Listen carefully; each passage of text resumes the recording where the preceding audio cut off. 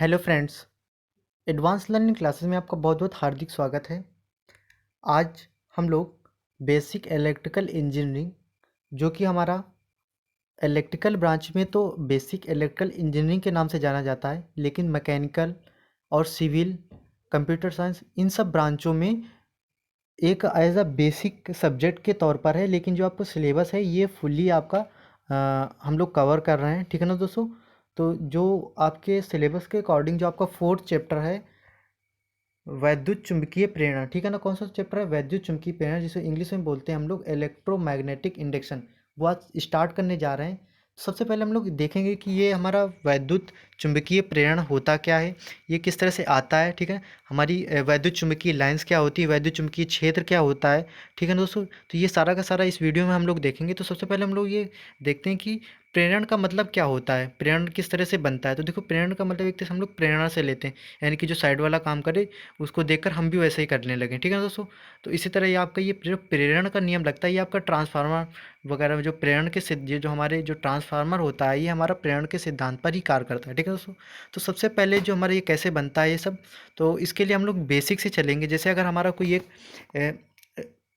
Magnet रखा है, ठीक है दोस्तों। अगर हमारा ये सपोज है कि ये मैग्नेट रखा है, इसके चारों तरफ क्या होता है, मैग्नेटिक फील्ड होता है, सभी लोग जानते हैं। वो कैसे बनता है, किसके द्वारा बनता है, वो भी देखेंगे। तो सबसे पहले हम लोग देखते हैं डेफिनेशंस को, क्योंकि आपके सेमेस्टर एग्जाम्स में आपको लिखना पड़ता है और उसके साथ समझना भी इंपॉर्टेंट है। तो आपको यहीं से याद कराते हुए ले चलेंगे। तो सबसे पहले हम लोग देखते हैं कि मैग्नेटिक फील्ड होता क्या है। तो मैग्नेटिक फील्ड क्या होता है, किसी चुंबक के चारों ओर का वह क्षेत्र जहाँ पर उसका चुंबकीय प्रभाव, यानी कि मैग्नेटिक इफेक्ट को क्या कर सके हम लोग, अनुभव किया जा सके। वो जो उसके चारों तरफ का क्षेत्र होता है वो क्या कहलाता है, हमारा मैग्नेटिक फील्ड कहलाता है, ठीक है। तो ये दोस्तों ये बनता किसके द्वारा है, तो ये हमारा बनता है चुंबकीय बल रेखाओं के द्वारा, ठीक है दोस्तों। किसके द्वारा बनता है, चुंबकीय बल रेखाओं के द्वारा। तो देखो, चुंबकीय बल रेखाओं बल रेखाएं क्या होती हैं। तो चुंबकीय बल रेखाओं की अगर हम लोग सीधी सी डेफिनेशन की बात करें, तो वह काल्पनिक रेखाएं जो चुंबकीय क्षेत्र का प्रदर्शन करती हैं, यानी कि जहाँ पर वो होंगी, ठीक है ना। जैसे ये अगर हमारा मैग्नेट है, इसके चारों तरफ क्या है, ये चुंबकीय बल रेखाएं हैं, ठीक है ना दोस्तों। ये ऐसे निकलती हैं ऐसे करके, ऐसे।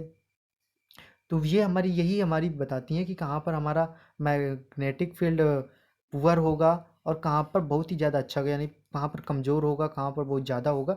इन्हीं मैग्नेटिक लाइंस के थ्रू ही हम लोग कंफर्म कर पाते हैं, ठीक है ना दोस्तों। तो देखो, आपके बुक वगैरह में मैग्नेटिक लाइंस वगैरह के लिए बहुत लंबा लंबा लिखा हुआ है, ठीक है दोस्तों। तो सिंपल से वहाँ आपको नहीं देखना, सिंपल से ये डेफिनेशन याद कर लेनी है। क्या याद करनी है, कि वह काल्पनिक रेखाएं जो चुंबकीय क्षेत्र का प्रदर्शन करती हैं क्या कहलाती हैं, हमारे मैग्नेटिक लाइंस ऑफ फोर्स कहलाती हैं, ठीक है दोस्तों। अब हम लोग ये देखते हैं कि जो हमारा ये देखो, ये सिंपल से जो आपको मैग्नेट दिया हुआ है, ये जो लाइंस है, ये आपकी क्या है, मैग्नेटिक लाइंस है। अब देखो, ये मैग्नेटिक सा, ये देखो हमारा एन साइड है और ये एस साइड, यानी कि नॉर्थ पोल और ये हमारा साउथ पोल। तो देखो, हमारी जो मैग्नेटिक लाइंस है यहाँ से निकल कर ऐसे साउथ पे जा रही हैं, फिर ऐसे ऐसे अंदर से आती हैं, फिर हमारी साउथ पे जाती हैं। तो इससे हमारी क्या प्रॉपर्टी पता चलती है, इससे हमें प्रॉपर्टी ये पता चलती है कि जो हमारी मैग्नेटिक लाइंस होती हैं, पहला हमारा यहाँ पर देखो, जो मैग्नेटिक लाइंस होती है वो नॉर्थ से निकलती हैं और साउथ पे जाती हैं। ये इसकी डायरेक्शन क्या होती है, चुंबक के ये बाहर होती है डायरेक्शन, नॉर्थ से निकलकर साउथ पे जाना। लेकिन चुंबक के अंदर जो उनकी डायरेक्शन क्या होती है, उनकी डायरेक्शन साउथ से नॉर्थ की तरफ होती है चुंबक के अंदर। तो ये दोस्तों हमेशा याद रखना, ठीक है दोस्तों। अब दूसरी बात ये है कि ये हमेशा कभी एक दूसरे को काटती नहीं है, ठीक है ना। और क्या है कि जहाँ पर ये ज़्यादा पास पास होंगी वहाँ पर हमारा मैग्नेटिक फील्ड भी बहुत ज़्यादा हाई होगा, ठीक है दोस्तों। और उसके बाद ये एक बंद कर्व के रूप में होती हैं, ठीक है। जैसे यहाँ से अंदर से हमारा, अगर ये हमारा मैग्नेटिक है, ये मैग्नेट है, तो यहाँ से हमारी ये ऐसे अंदर अंदर चली और ऐसे ऐसे आई, फिर ऐसे ऐसे, तो इस तरह से हमारी ये बनी होती है, ठीक है दोस्तों, ऐसे, ठीक है ना, ऐसे। ये क्लोज कर्व के रूप में होती हैं, ठीक है, और एक दूसरे को कभी भी नहीं काटती हैं, ठीक है ना। क्योंकि वहाँ पर अगर जब ये काटेंगी तो वहाँ पर एक टेंजेंट बनने लगता है और वहाँ पर दो डायरेक्शन मैग्नेटिक फील्ड की दिखने लगती हैं। तो वो ये जो कि इम्पॉसिबल ही नहीं है, ठीक है ना दोस्तों। अब एक ये मेन पॉइंट्स यहाँ पर ये है कि जो पृथ्वी का जो मैग्नेटिक फील्ड है उसकी डायरेक्शन क्या है, साउथ से नॉर्थ की ओर होती है, ठीक है ना। जो अर्थ का जो मैग्नेटिक फील्ड की डायरेक्शन है वो कैसी होती है, साउथ से नॉर्थ की ओर होती है, ठीक है ना दोस्तों। तो ये हमारे मेन मेन इंपॉर्टेंट पॉइंट्स हैं, ठीक है ना दोस्तों। अब हम लोग सबसे पहले चलते हैं। अब एक हमारा जो मोस्ट इम्पॉर्टेंट एक्सपेरिमेंट है, वो हमारा एक्सपेरिमेंट है ऑस्टेट का प्रयोग, यानी कि ऑस्टेट एक्सपेरिमेंट, ठीक है ना दोस्तों। आप लोगों ने पहले भी इसके बारे में पढ़ा होगा। तो हम आज आपको बिल्कुल डाउट क्लियर करते हुए चलेंगे। तो सबसे पहले हमको देखो, इसमें हम आपको समझा रहे हैं और यहीं से आपको समझाते हुए ले जाएंगे।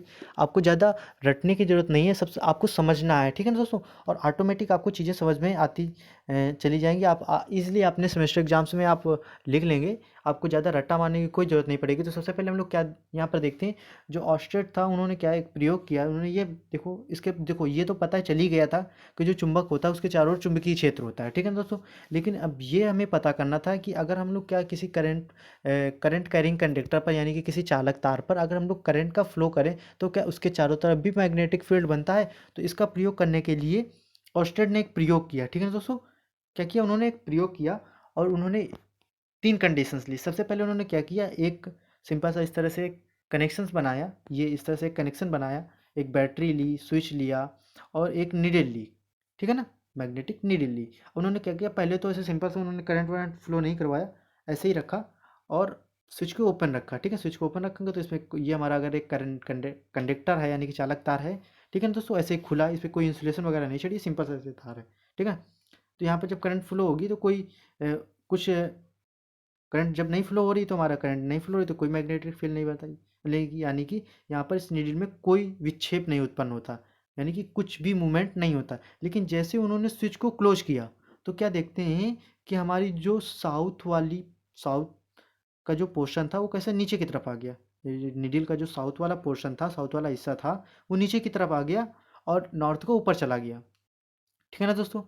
अब तीसरे एक्सपेरिमेंट में उन्होंने क्या किया कि बैटरी की पोलैरिटी को चेंज कर दिया, ठीक है ना। तो फिर उन्होंने ये देखा कि जैसे पोलैरिटी को चेंज किया तो अब यहाँ से इस तरह से करंट आ रही थी, ये करंट आई और जब ये करंट ऐसे यहाँ से निकली तो इसने इस बार एन साइड को नीचे कर दिया, ठीक है ना, एन साइड को नीचे कर दिया, यानी कि फिर भी विक्षेप हुआ।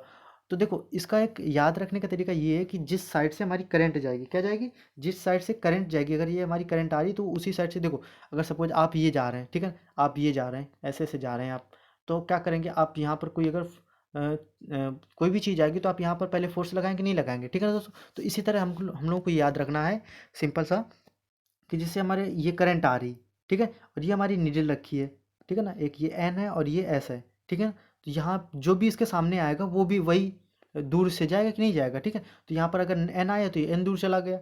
अगर ये हमारी करंट नीचे की तरफ आती, ठीक है ना, अगर ये हमारा ऐसे होता, करंट हमारी अगर ये एस की तरफ आ रही है, एस की तरफ आ रही तो हमारा एस वाला चला जाता। तो यहाँ देखो इसी तरह से बताएगी, देखो यहाँ पर जब एन के साइड करंट पहले आई तो एस दूर चला गया, और यहाँ देखो एन के साइड पहले करंट आ रही तो एन दूर चला गया। तो ये हमारे सिंपल सा एक लॉजिक है, एक ट्रिक है याद करने की, ताकि आपको सिंपल सा फिगर यानी कि डायग्राम, ये आपको सर्किट्स याद रहें। क्योंकि ऐसे तो सबको पता होता है कि जब हम किसी भी करंट कैरिंग कंडक्टर पर हम लोग करंट का फ्लो करते हैं तो उसमें मैग्नेटिक फील्ड बनता है, लेकिन ये क्या होता है कि ये सर्किट्स नहीं याद रहती हैं, ठीक है ना दोस्तों। तो इस तरह से इसलिए आप ये सर्किट्स याद रख सकते हैं। तो इसका सिंपल सा बात, उन्होंने ये एक निष्कर्ष निकाला कि वैद्युत धारा अथवा गतिमान आवेश अपने चारों ओर क्या करते हैं, एक चुंबकीय क्षेत्र उत्पन्न करते हैं। ये सिंपल सा उन्होंने एक अपना निष्कर्ष निकाला। पहले यही लगता था कि जो हमारा मैग्नेटिक फील्ड होता है उसके ही चारों तरफ हमारा मैग्नेटिक फील्ड हमारे केवल मैग्नेट के ही चारों तरफ होता है। लेकिन इसके बाद उन्होंने इस ऑस्टेट के प्रयोग के बाद ये भी पता चल गया कि जो हमारा करंट कैरिंग कंडक्टर होता है, यानी कि अगर हमारा कोई गतिमान आवेश या वैद्युत धारा इस जब हम किसी कंडक्टर पर फ्लो करते हैं तो उसके चारों तरफ भी मैग्नेटिक फील्ड बनता है और इलेक्ट्रिक फील्ड तो बनता ही है, ठीक है ना दोस्तों। सो थैंक यू दोस्तों। अगर हमारे वीडियोज़ आपको थोड़े से भी हेल्पफुल लग रहे हो तो प्लीज़ हमारे वीडियोज़ को लाइक कीजिएगा। अगर आप हमारे चैनल पर न्यू है तो सब्सक्राइब कीजिएगा। यहाँ हम बेसिक इलेक्ट्रिकल इंजीनियरिंग, जो कि मैकेनिकल, सिविल, इलेक्ट्रिकल सभी ब्रांचों के लिए कॉमन है, ठीक है ना दोस्तों। तो उन सब के लिए हम लोग फुल्ली कोर्स कंप्लीट करवाएंगे। अगर दोस्तों आपको कोई भी प्रॉब्लम्स हो, कोई भी डाउट्स हो तो आप नीचे कमेंट बॉक्स में लिख कर बता सकते हैं। सो थैंक यू दोस्तों।